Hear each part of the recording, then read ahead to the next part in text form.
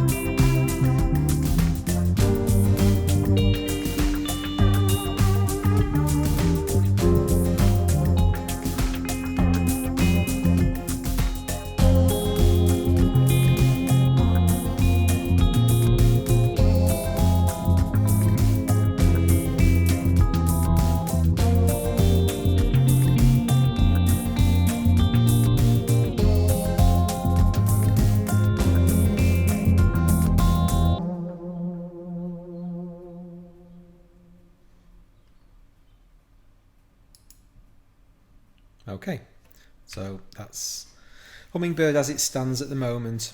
You can see quite a sparse arrangement. There's obviously things to add. This time we've got a combination of groove agent and machine providing the rhythm. It doesn't look like there's anything going on machine. That's because it's all just in the box.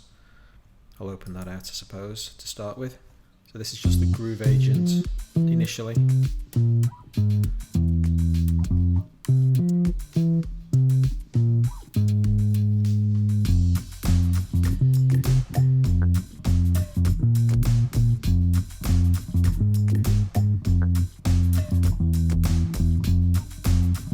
So this is that synth sound.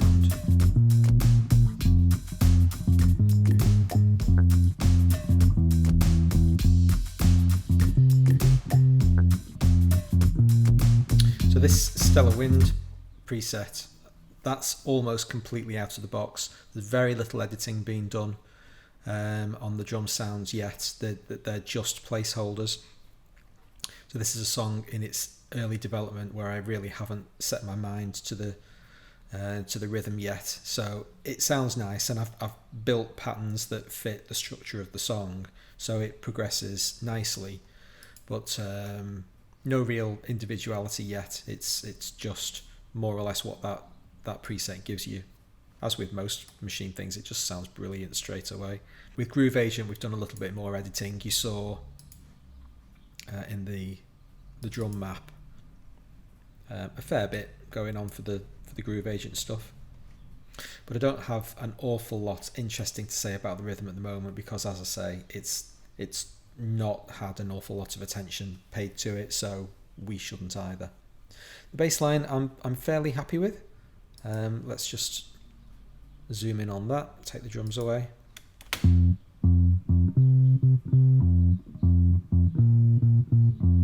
Got a nice tone to it.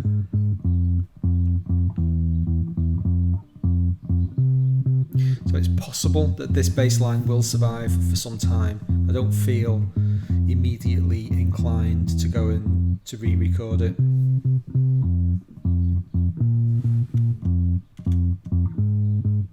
Let's bring the keys in. Grand piano, literally just playing chords. These chords might actually have been dragged out of the chord track. See this chord track up here? So that lists all the chords in the song, and I type them in. Once I've got the song structure reasonably close to what I think it's going to be in the end, I'll go to the effort of plugging it in on the chord track, and that's really to help me if I'm soloing, to give me what the harmonic kind of structure is, the foundation. But one of the functions that you get out of chord track is that I can select all of those chords and drag them onto a MIDI track, and it will create notated equivalents for those, and that, I think that's what you get in with this grand sound. If I remember rightly, I've literally just dragged those notes down and I've not done any editing to them at all, so they sound very simple, you know, just changing every bar or whatever.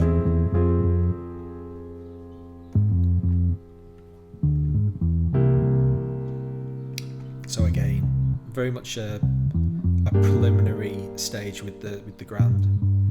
Now this massive sound, massive 10 or massive X, I need to find out whether it's massive X or massive 10. So this is the latest soft synth from Native Instruments. It was released a few months ago, and when it was released I downloaded the copy. I've got the complete package, Native Instruments Complete. So downloaded it and was playing around with it on the day I downloaded it, and just fell on this sound that I thought, oh, that sounds nice, let's do something with that.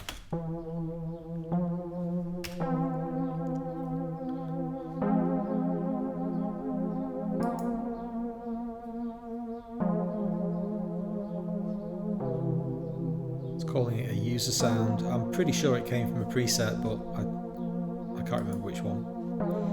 But it's a kind of a strange, ethereal sound. It's nice.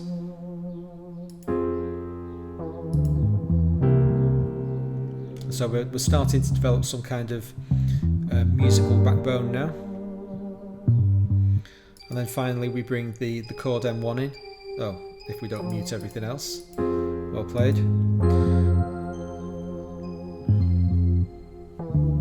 So I've got a soft spot for Korg instruments generally. One of the first really grown-up synthesizers I owned was a Korg 01. And so going back to the M1 is nice. I recognise many of the sounds that come from that family of keyboards. It was ahead of its time. Both the M1 and the 01 were amazing instruments for their time, but I'm just using it for this pretty Bell Voices sound that we have going on. So that's really the foundation, the underlying structure of the song. As with most pieces of music that I write, the original idea is almost always, that's too much, but very, very often a guitar line.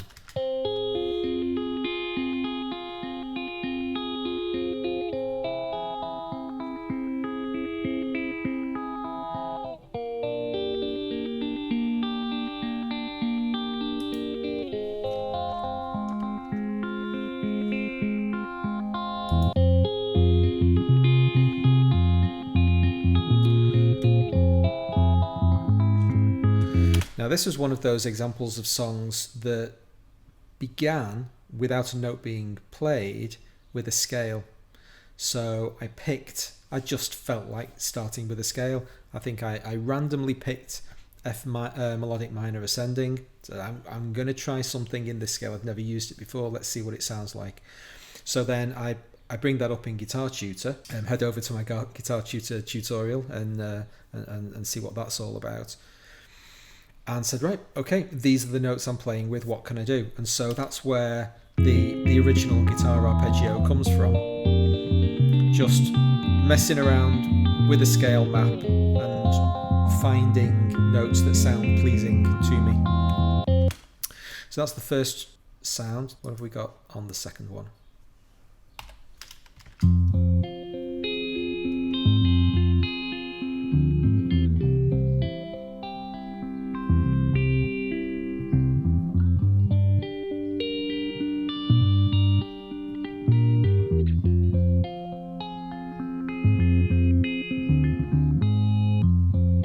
Now the playing's not great there, so it bears saying that in many of these occasions I'll throw the original idea down and that line will stay for quite some time. As long as it's roughly in time and roughly pitched, then I'm okay with it. It can stay there for now. It's providing a foundation upon which other music can sit. But at some point I might very well come back, and in that case there, because it didn't sound particularly well played, I'll take that out and re-record it. Can you see how it's like exactly 8 bars long? So I call this idea sketchbooking, where I'll put Cubase on cycle and I'll just play, and then once I've found something that sounds quite nice, I'll just keep that 8-bar loop and throw everything else away. And you basically lose all the transients at the front and lose all the tails off the end, and it sounds hard chopped. Because very often when you're playing a note, you'll actually start playing it slightly before the beat, and I lose all of those things. I've got no problem with that whatsoever. Later, when I'm happy with the song and everything's good to go, I'll go back and re-record these things, and then I'll do it in one take and I'll catch it properly, and that will be the recording that actually makes it to the final version. See these 3 unused tracks? This is another thing that I do quite regularly. I'll have ideas that don't fit in the context of the song as it currently stands. With Pauline singing at that moment in time, the guitars plus her voice make it sound reasonably full. And as the storm clouds pass, the hummingbird flies. And there's just that one guitar line providing some kind of foundation, the arpeggio thing. But there are other ideas in there that I haven't quite been able to bring myself to throw away yet. So let's see what we've got.